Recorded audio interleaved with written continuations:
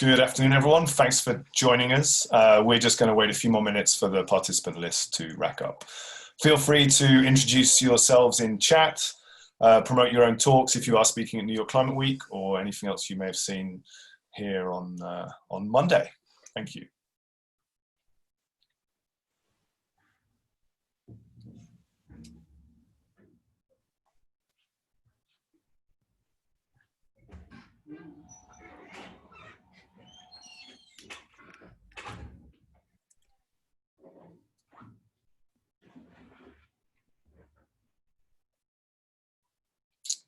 And another good afternoon or good morning or good evening to those of you just joined.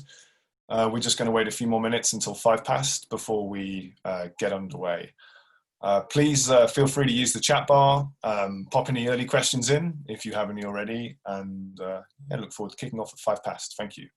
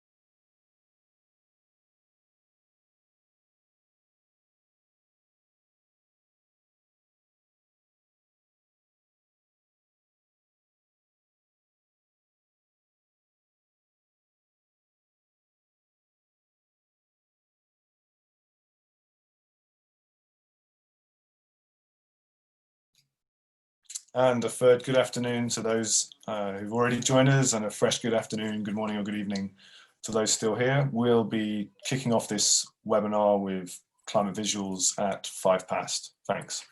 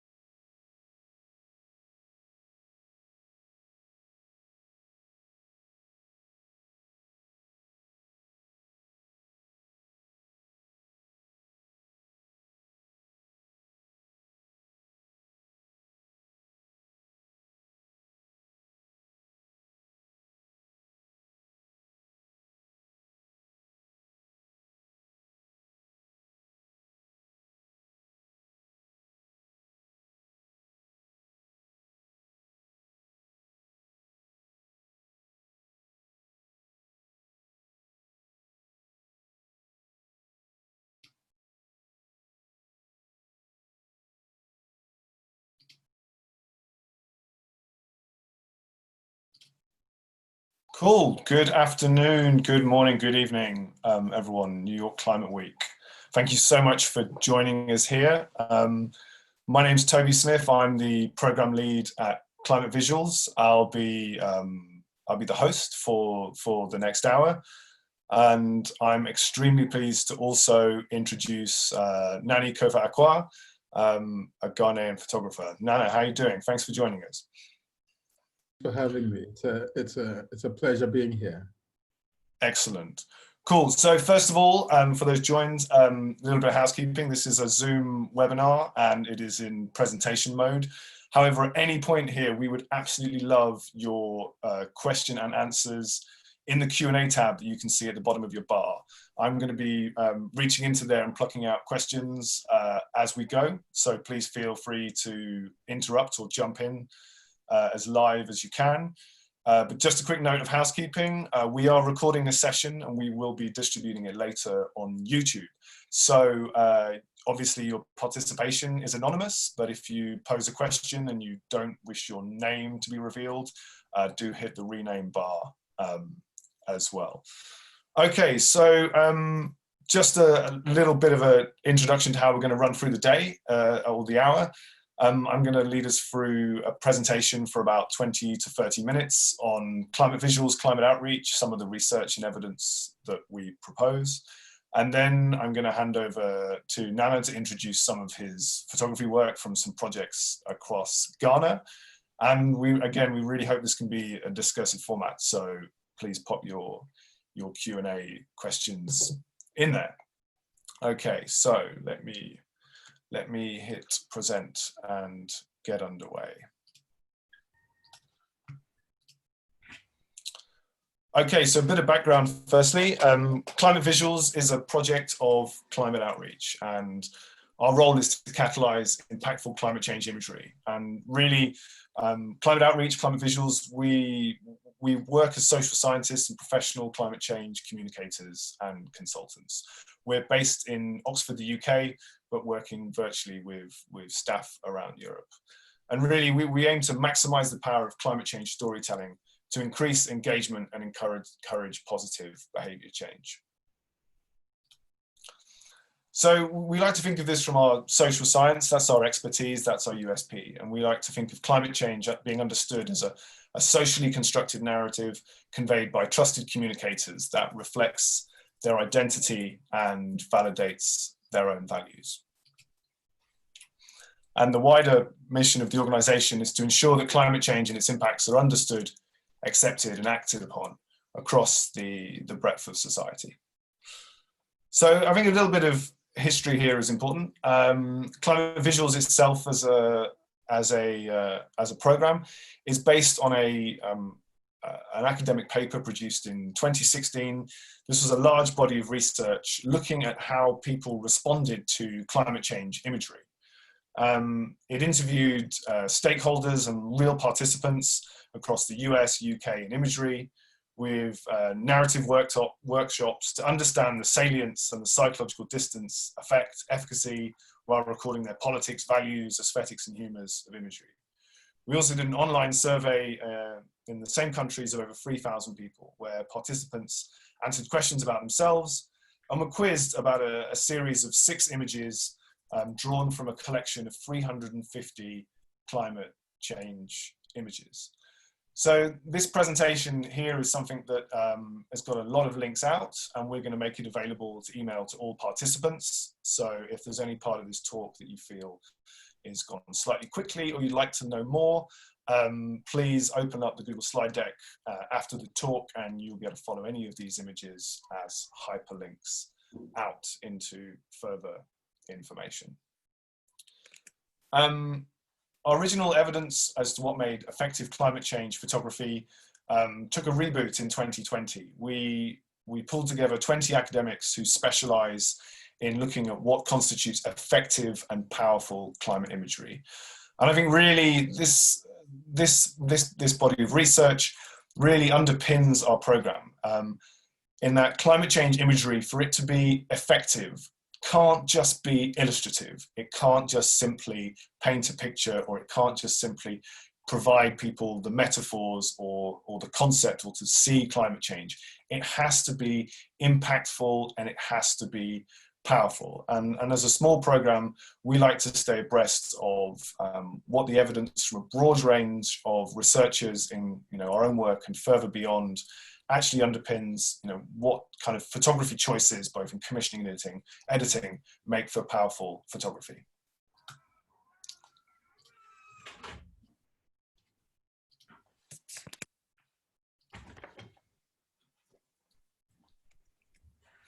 So Climate Visuals itself also used this evidence base to produce an image library.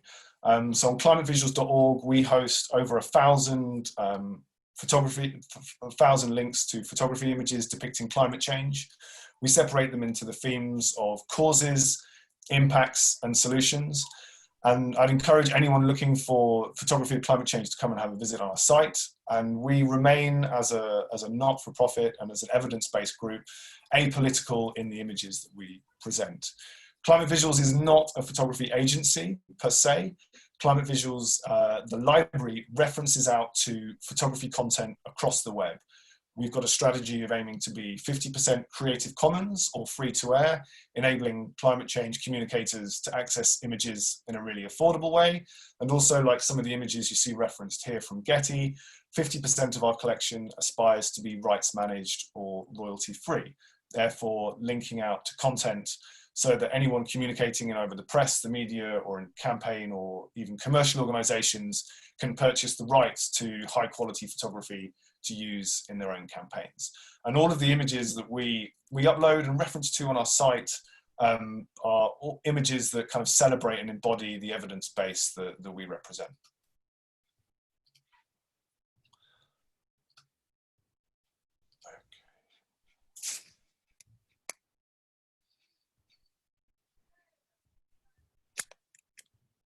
Okay, we're very pleased to be relaunching our library in the end of this year. This is a new library functionality that will enable us to really expand our collections.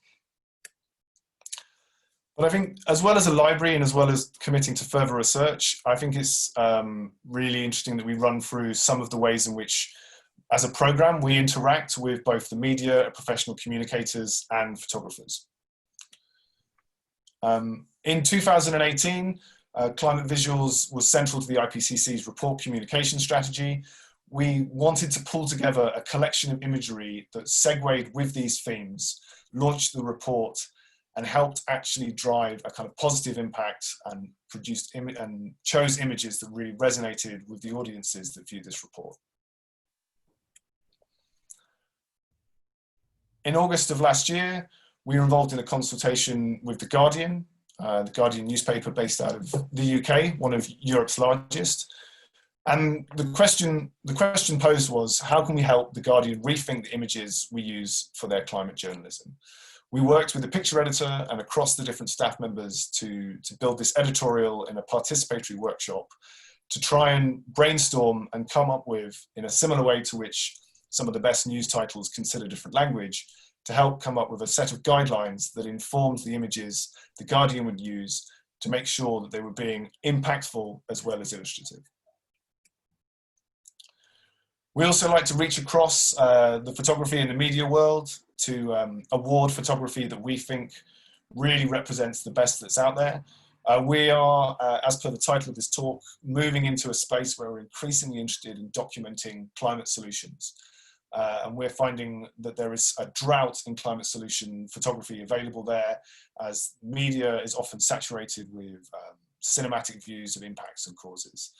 This particular photo here is shot in Pradesh, India, and the lady here is actually illuminated by a solar lamp that actually provides a really fantastic developmental and climatic solution as well. Photography by Hansen. Earlier this year, we're extremely pleased to partner with Getty Images, with their editorial team, on a major grant to support new climate change photography. We dispensed two $10,000 grants.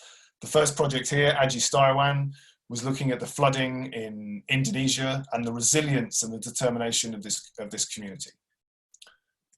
Aji Stirawan himself is an Indonesian photographer, had incredible access and familiarity with the story, and he will be shooting this project in collaboration with us as soon as it's safe to do so.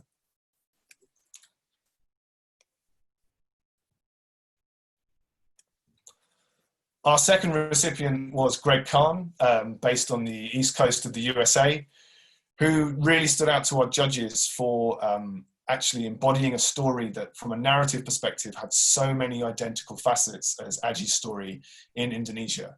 However, this time he was looking at communities suffering from the impacts of flooding on the Maryland coast, especially the fishing communities. And for us, this really stood out, especially ahead of the US elections of this year, the idea that such a similar narrative of flooding and resilience of communities who live by and depend on the ocean, weathering climate change. For us, that corresponding story on the other side of the globe was particularly powerful, and we're pleased to be supporting Greg Kahn's work. So really what I want to move into now is the seven climate visuals principles. So Climate Visuals, available on its website, has these principles. These aren't solid rules for what makes fantastic climate change photography. We like to think of them more as being a playbook, kind of offering advice to editors or commissioners or photographers themselves, just kind of simple plays on how they approach photography to try and make it as impactful from a behavioral perspective as possible. These principles were distilled from our original research in 2016, and they are really our kind of first line of interaction with everybody. They're what we're famous for. And we're also looking at expanding these in partnership over the next 6 months. We're looking at broadening our horizons to incorporate more of the Southern Hemisphere nuances of photography, and also work specifically towards natural solutions as well. So I'm going to run you through these 7 principles before handing over to Nana.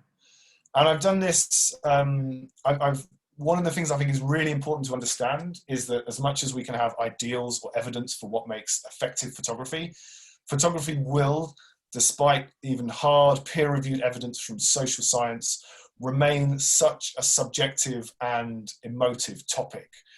And I'm a huge fan of the World Press Photo as an organization. They've been running for over 50 years with an extremely famous photography contest, awarding some of the world's best photojournalism.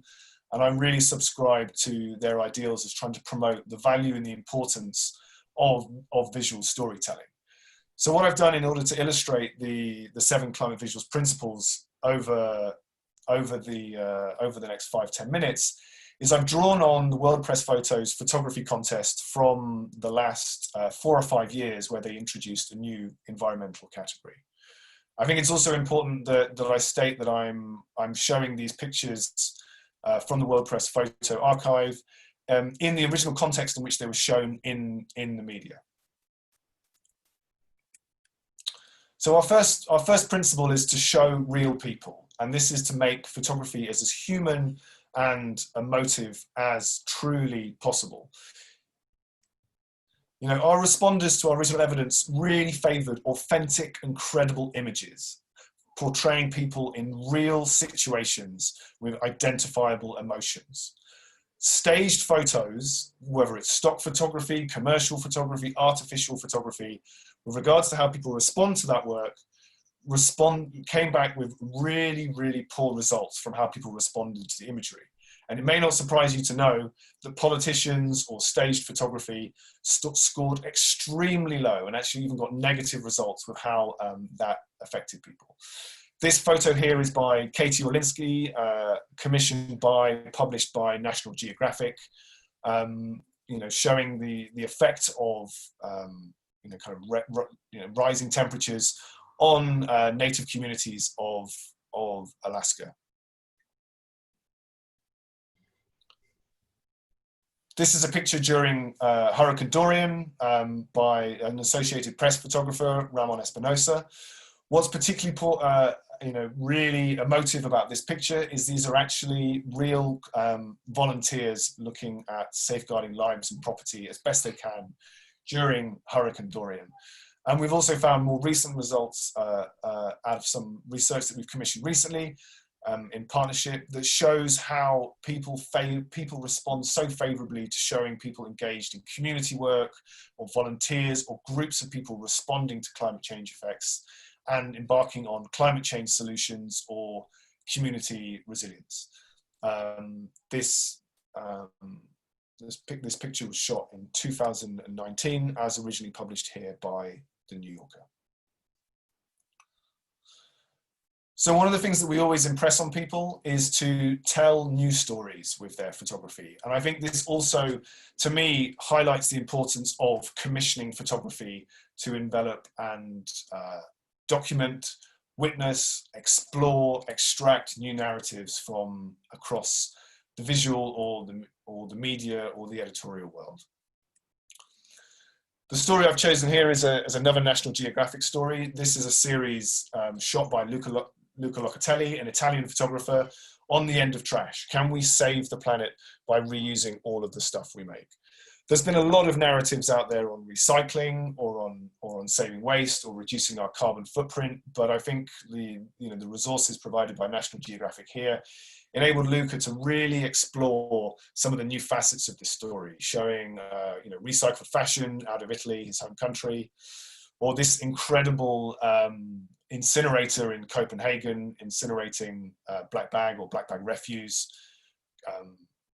which actually also incorporates a ski slope and a mountaineering session into its roof. Really striking drone images here.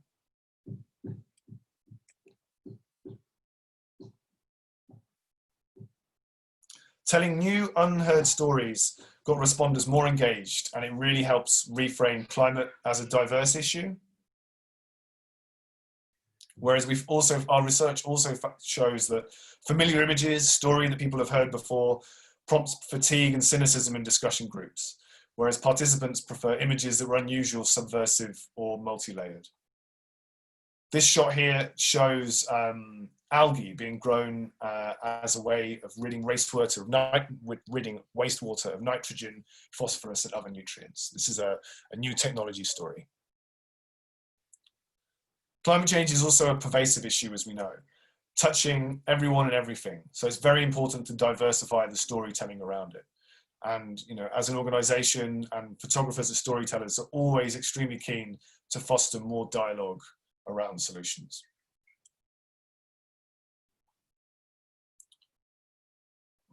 One of the things that photography can do so well with its wide-angle lens or drone photography is to show climate change causes at scale.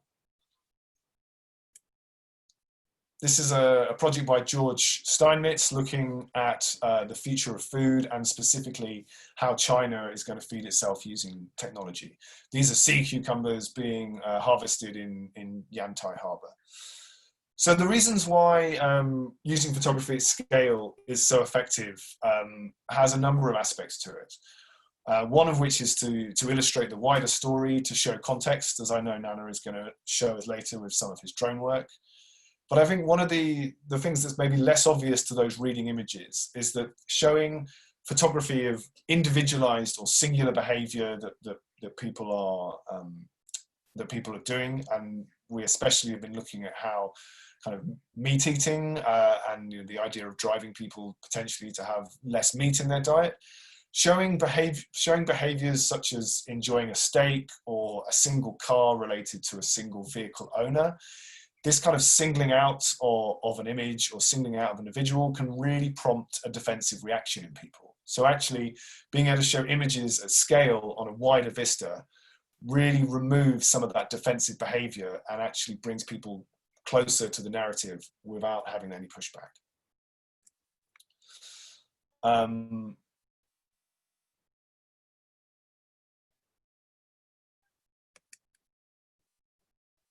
Perhaps stating the obvious, especially in relation to some of the other work we've shown, is to show emotionally powerful impacts.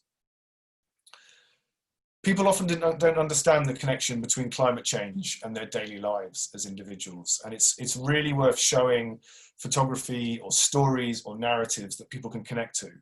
And hopefully some of these examples here will show you the different ways that can work.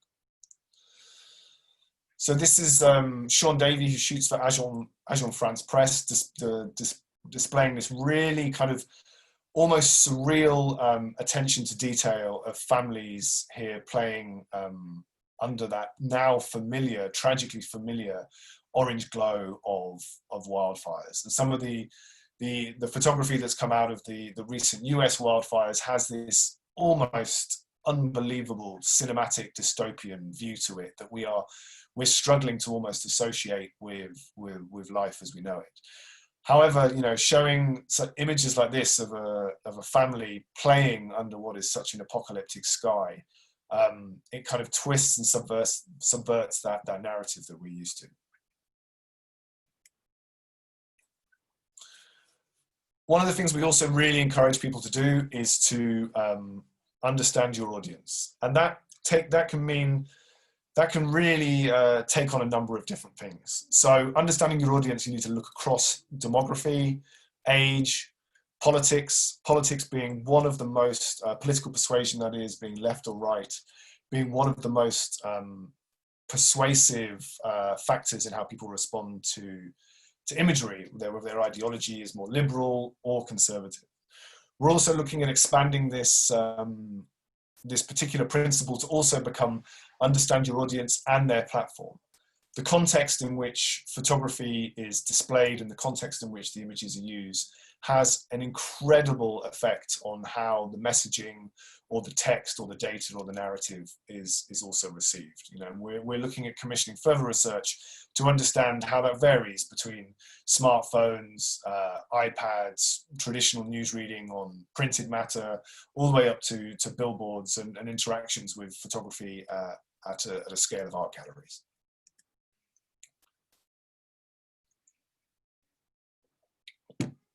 This shot here by Noah Berger for the Associated Press, and here displayed on the Telegraph in the UK, really kind of understands this idea of playing with the sense of scale to know your audience.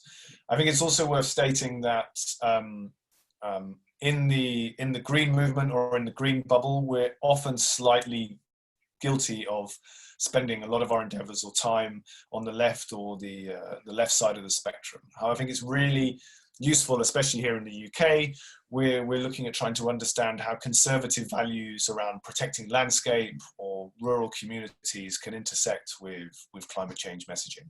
That idea of a threat to the norm or a threat to the established, and actually, rather than being dissatisfied with those narratives, actually, how can we actually use them for our own causes? It's important to show localized but serious impacts with the photography.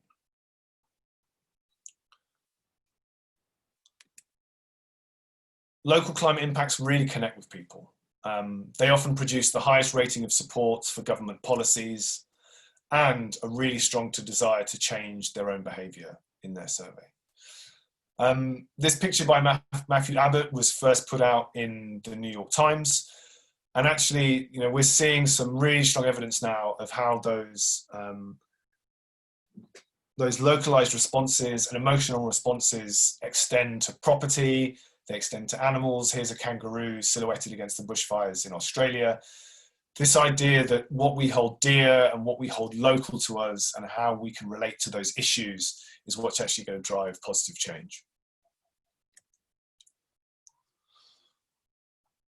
Our seventh principle is showing we need to be careful with protest imagery. So in our survey, protest imagery was met with the greatest level of cynicism, and this was especially in the centre and the right groups.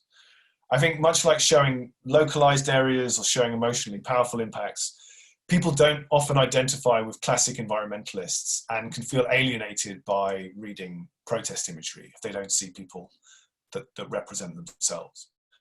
This idea of showing imagery of real people doing real things and responding to the crisis together is a new form of protest. And I think we should be grateful of school strikes and Extinction Rebellion and Greta Thunberg, to some extent, starting to diversify, not yet far enough, but starting to diversify certainly the kind of visuals of who is a protester and the kind of positive action and, you know, the images of school children, civil servants, people of an older generation participating in protest has really started to diversify what people consider to be protest imagery. And the photo that I think really plays with that is this was Amber Bracken shooting for the US Globe and Mail, looking at how what is now almost considered to be the successful protest of Standing Rock against the pipeline in the US. And actually, I know, having read some interviews with Amber, that she's actually very keen that this imagery itself is not depicted as imagery of protest, as we're very aware of how that can reduce the effectiveness of the photography.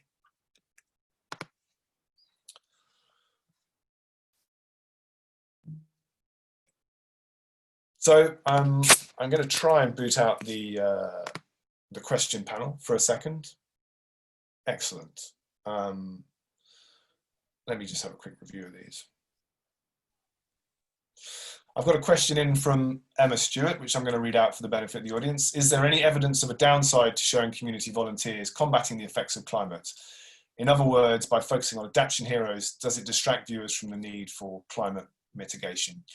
So Emma, there's some new research I can't yet mention because we're doing it in partnership with, it'll soon be released publicly, it's still in review stage, but we are finding that images of people working together as a community, volunteers spanning socioeconomic groups, spanning ethnicities, coming together in a volunteering way to take on and foster climate solutions at a local level promotes a really incredible response from people and is a real new category of photography that we want to elevate and celebrate. So our evidence hasn't shown any downside, but what we're certainly showing is a real positive response to images that show how everyday people or groups of people working together in a collaborative way can push back against some of the climate effects and causes at a local level. Okay, Nana, I'm going to be introducing our work together now. So get your mic ready.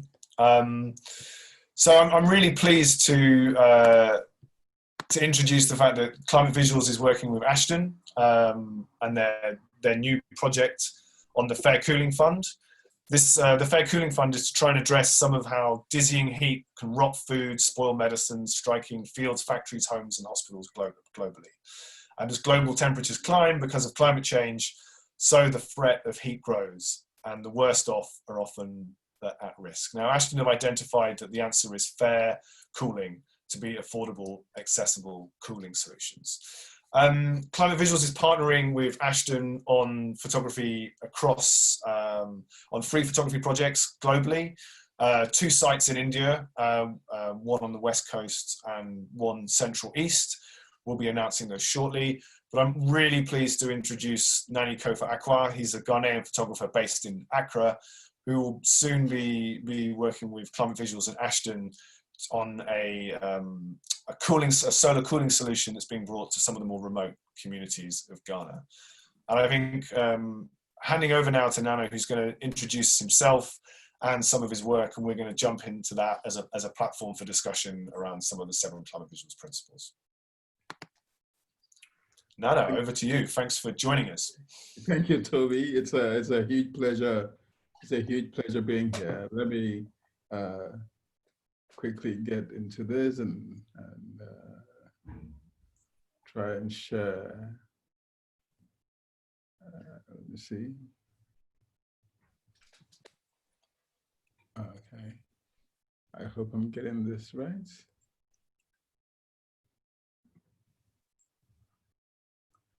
Okay. Okay. So is it projecting properly? I can see, yeah, you are just backing up. Perfect. Yeah. Okay. So my name, as Toby said, is Nana Kofi Acquah. I was born in Ghana, grew up here. I work as a photographer. My background is advertising and journalism. So I used to work as a writer in advertising, and at some point, all I wanted to do was photography. So I quit my job as a creative director for TBWA and became a photographer. And then, because my background was advertising, I started as a commercial photographer.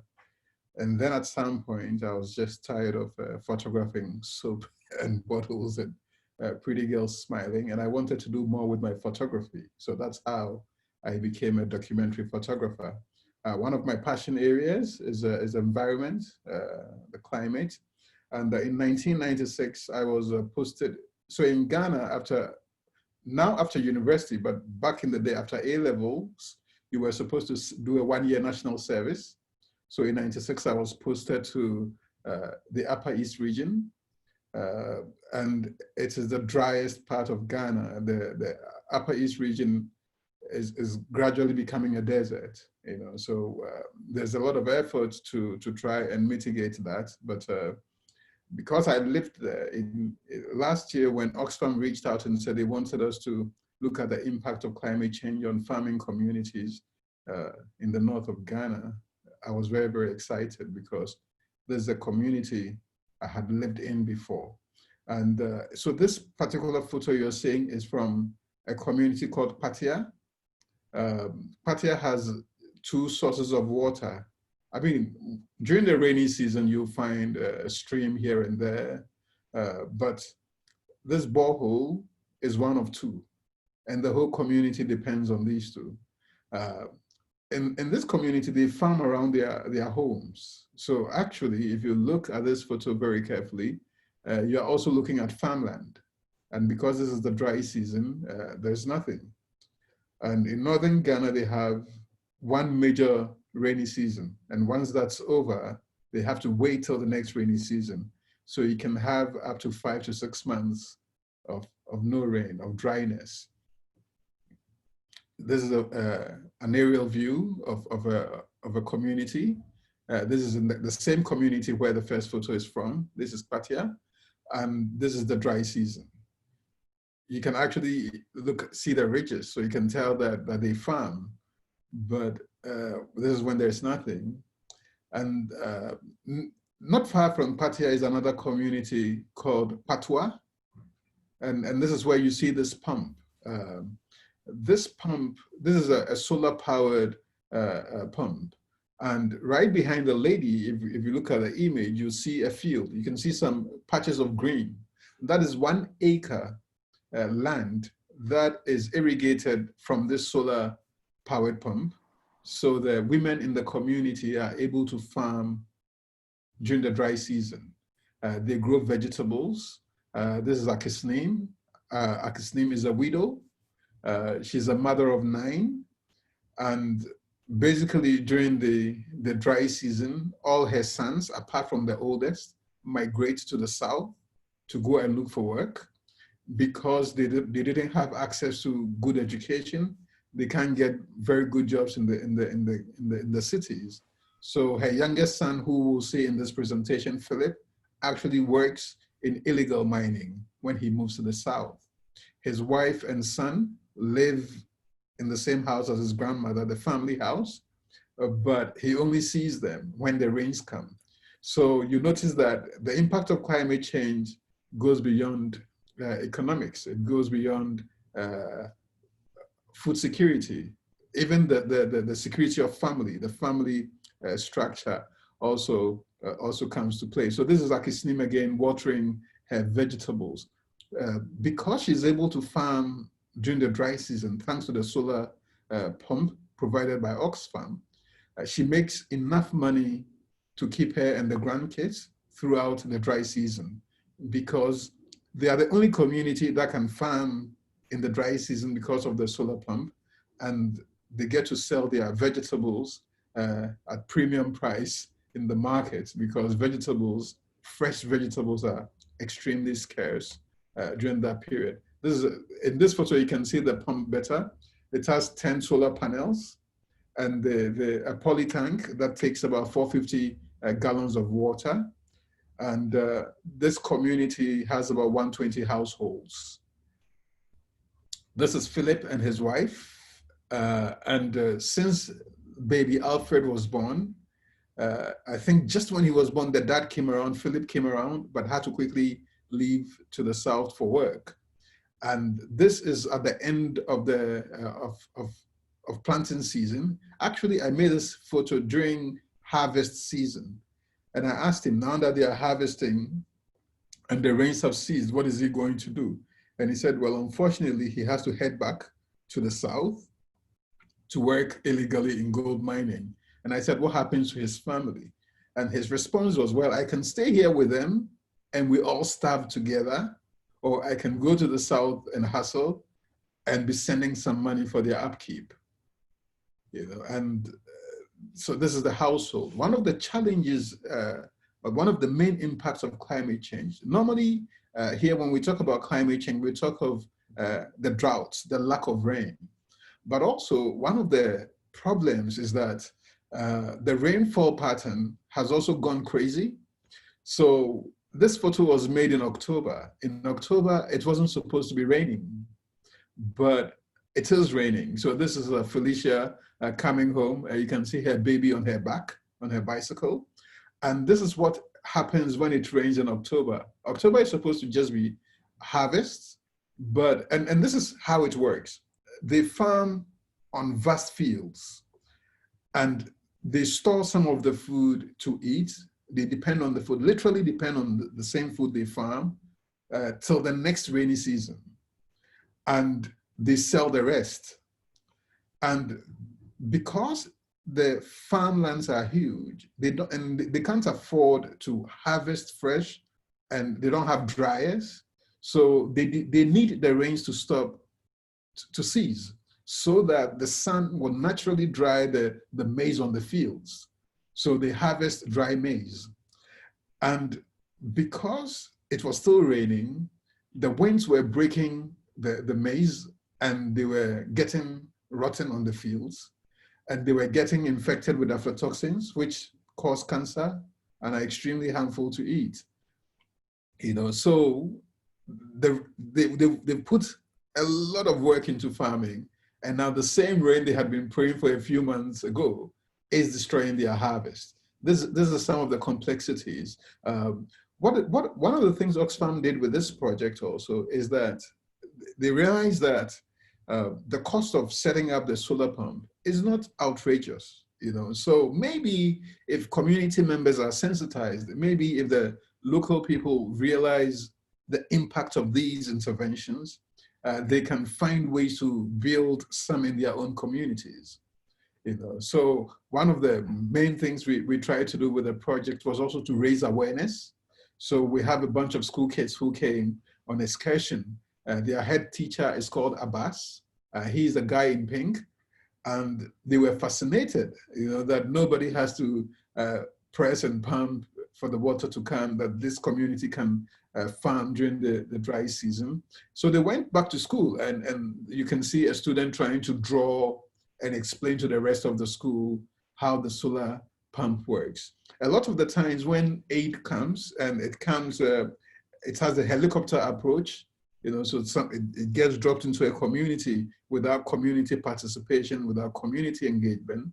It is not very sustainable, you know, and this approach tends to be a bit more helpful when the young people and the members of the community get to understand why the intervention is there in the first place. This is a totally different image. No, I've got a question from the audience that I might bring in at this point, because I think it relates nicely to what we were talking to this week. So I've got a question from Louis Charpentier, which is addressed at me, but I think I'm going to put it over to you if you don't mind.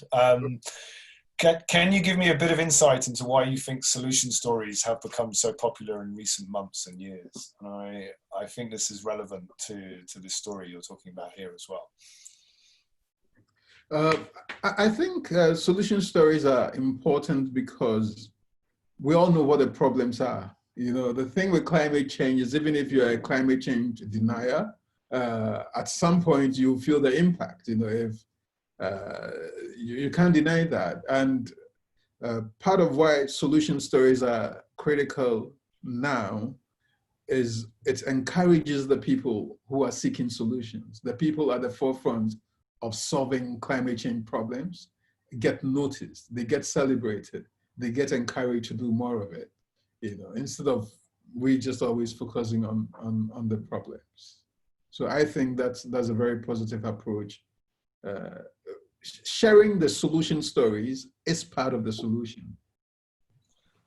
Excellent. So shall I give you another question, or do you want to carry on? Let's make this let's make this a bit more discussive if you want. You can choose. Okay. No. Another question is fine.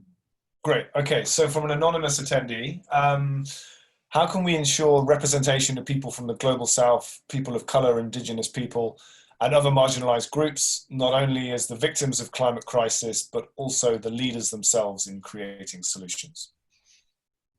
I mean, we have one happening now. I'm here sharing these stories. So I think it's an initiative that has already started. To be honest, Africa has been at the forefront of climate solutions for centuries. A lot of the solutions are woven into into traditional religions and folklore and myths. So for example, in Ghana, nobody goes fishing on Tuesdays. And in most communities, nobody goes farming on a particular day. So they have all these systems where they make the land rest, and there's a lot, but we tend to overlook them. We tend to overlook them. So I think it's important that we share these stories. Yes, I don't know. Excellent. Do you want to move on to the next story, and then, or I can pop another question in? It's up to you. Yeah. Keep rolling. Great. Okay. So this other story, this particular image is from a part of Accra, the capital of Ghana, called Agbobloshi. I used to live about 10 kilometers from here. So this is actually in the heart of the city. And it is also it's become a dumping ground for e-waste. So a lot of computers, old computers, e-waste mainly from Europe and America get dumped here. So this is one of the most toxic places on earth. Very, very high toxicity. But what you're seeing in this photo is people who are trying to recycle plastics. So these containers you're seeing contain plastic. So they go there and pick all the plastic and try and separate the copper and basically there are local attempts to help save the situation. I don't think it's very, very successful. The smoke you're seeing, the black smoke you're seeing is people burning plastic, basically trying to separate copper from plastic. And they try doing that by burning. This is extremely sensitive because you have families living here. So these kids are children they live there. And most of them are migrants, either migrants from the north, where we just saw the story from the first story from, or even from neighboring countries like Niger, Mali, Burkina Faso, Togo. We get a lot of migrants here. The irony is that the piece of land they occupy is very prime land, and for years the government has been trying to move them.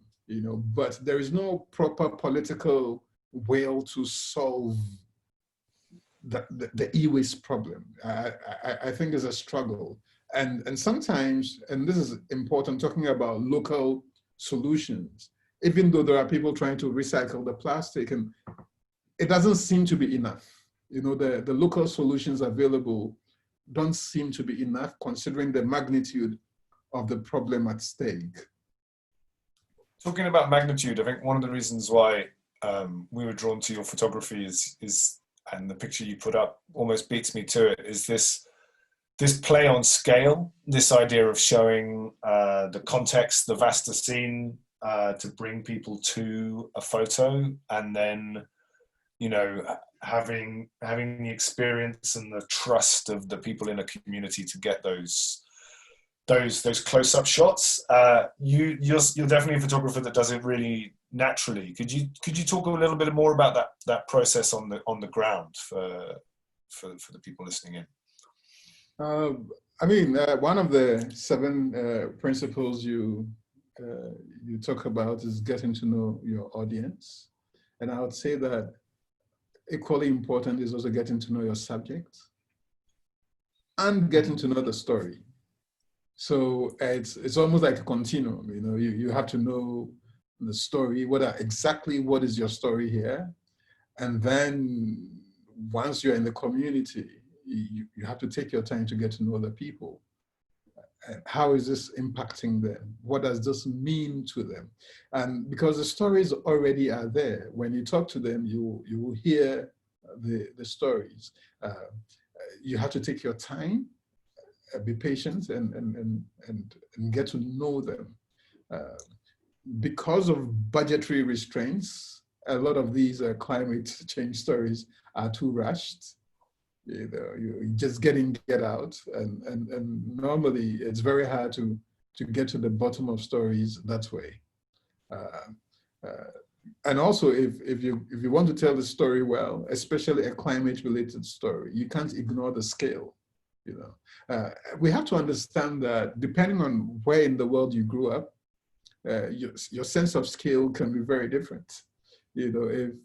So in these communities, so where this photo you're seeing, this is a drone shot of the White Volta.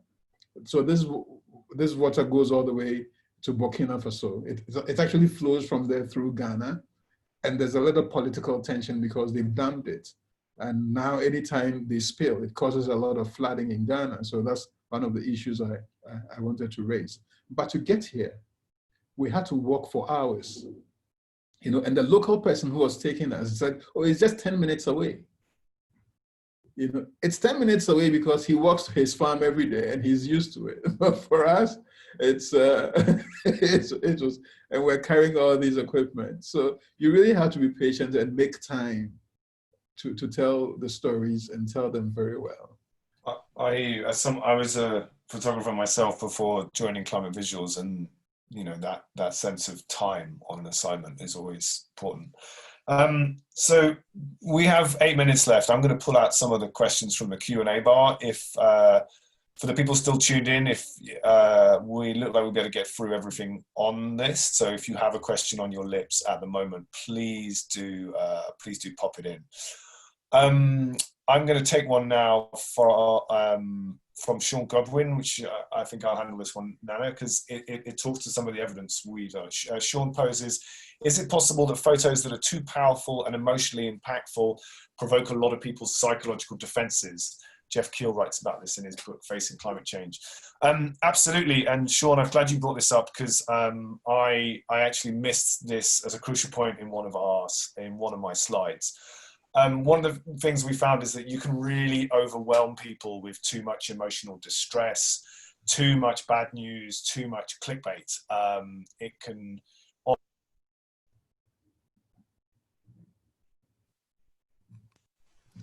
just in any moment of time, our ability to. Sorry, Francis. Sorry, we lost you for like 2 seconds there, but you're back. Okay.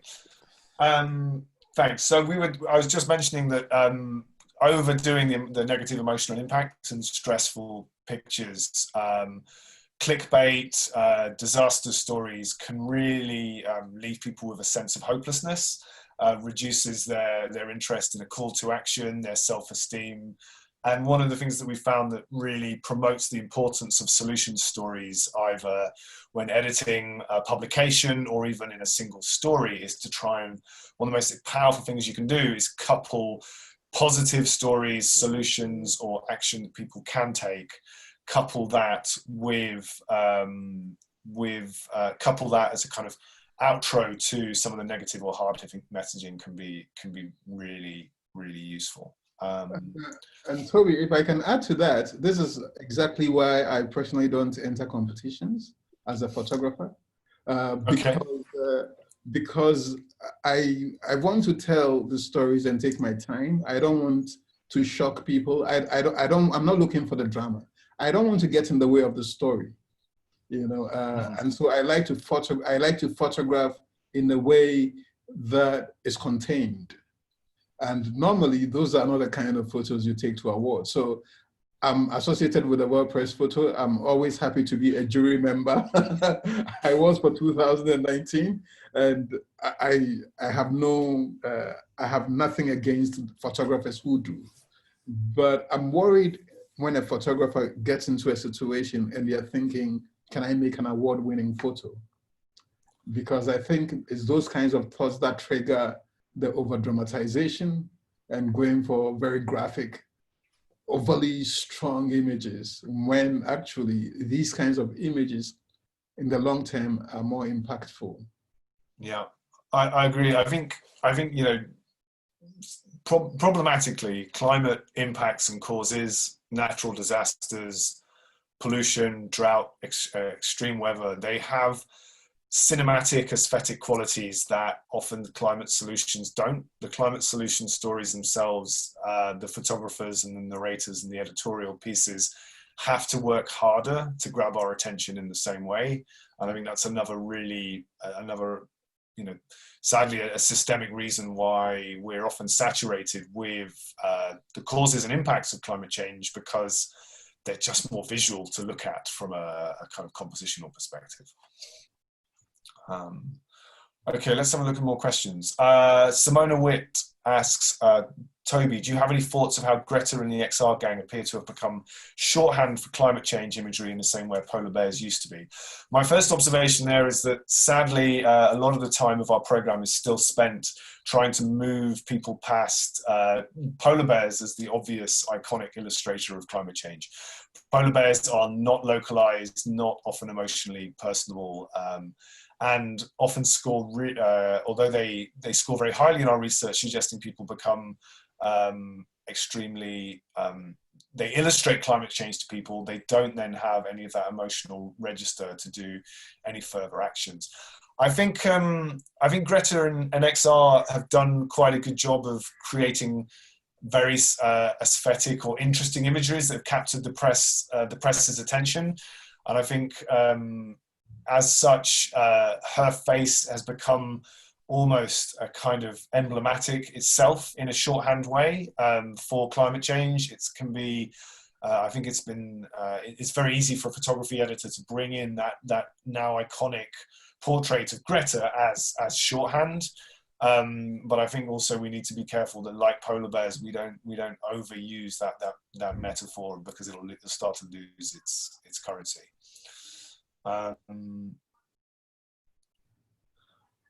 Okay, another question from, let's have a look. Nana, where are you finding there is demand for your solution stories? Mainstream press or niche groups such as NGO or local press, or at all?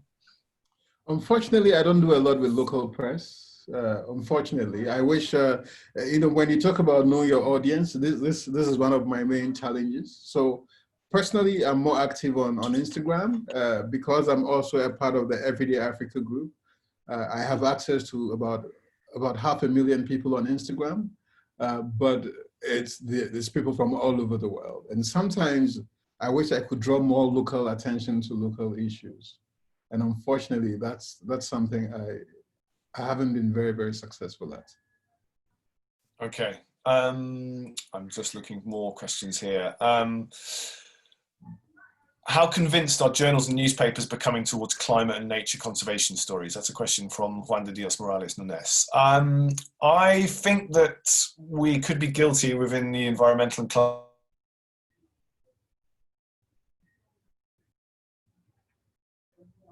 We still have a long way to go to bring nature and biodiversity issues into the same narrative arc as climate, as obviously they are so interconnected. We've got 43 days till the US election. Might we create a playlist of top photos that influence people organizers can use to encourage people to vote? US climate impacts are now rising as a top issue for voters. I think this is certainly true, and we've been doing I'm pleased to say we've been doing some curatorial work with Covering Climate Now to try and bring together some pictures that resonate in the space between climate and politics. And I certainly agree that the US election this year is definitely going to be focused on climate. Okay. Nana, I wonder if you've got anything else. We're at time here. So I think I'm going to close the webinar very shortly for those. I'm going to thank everybody for the participants. We peaked out at close to 50 with over 100 odd signups. I'd just like to encourage everybody to look at the Climate Visuals website, to look at Nana's work, to also follow up with our brief link to Ashden, where we'll be promoting our photography collaboration with them soon. Thanks for tuning in, and you'll all be receiving a copy of this slide deck in your inboxes as participants. Also, please do fill in the feedback form. We take the comments seriously and take them on board. And look forward to hearing and working with some of you soon. Closing words, Nana, anything you'd like to add? Oh, I mean, first I want to say thank you for having me on this. I'm not a climate change expert, but I'm very committed to making sure that our children and the ones after them can inherit a globe, a world they can actually live in. And, you know, so this is the passion that drives me. And kudos to everybody who is on this fight with us. Thank you. Thank you, Nana. Good to have you on board. We look forward to working together on the shoot next week. Thanks, everybody. I'm closing down. Thank you for joining. Enjoy the rest of New York Climate Week. Cheers. Thank you, Toby. Cheers.